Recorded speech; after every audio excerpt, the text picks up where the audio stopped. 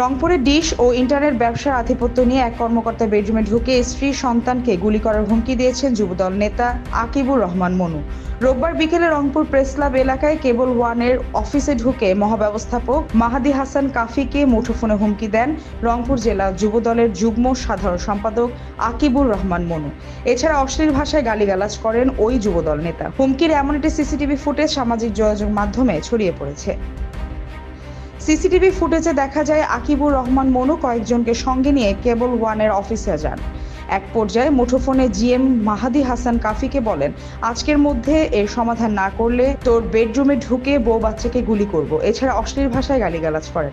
খোঁজ নিয়ে জানা গেছে, নগরীর ২৪ নং ওয়ার্ডের কামাল কাছনা এলাকায় কেবল ওয়ানের ফিড সংযোগ অন্য এক ব্যক্তিকে দেওয়া হয়, কিন্তু ওই ফিড রংপুর জেলা যুবদলের সহ সাধারণ সম্পাদক তামজিদুর রশিদ গালিবকে দেওয়ার জন্য চাপ প্রয়োগ করেন মনু। এই বিষয়ে মাহাদি হাসান কাফি বলেন, রোববার মনু তার সঙ্গীদের নিয়ে অফিসে ঢুকে আমাকে না পেয়ে মুঠোফোনে প্রাণনাশের হুমকি দিয়েছেন। এছাড়া অফিসে থাকা অন্য কর্মকর্তা ও কর্মচারীদেরকেও হুমকি দেন।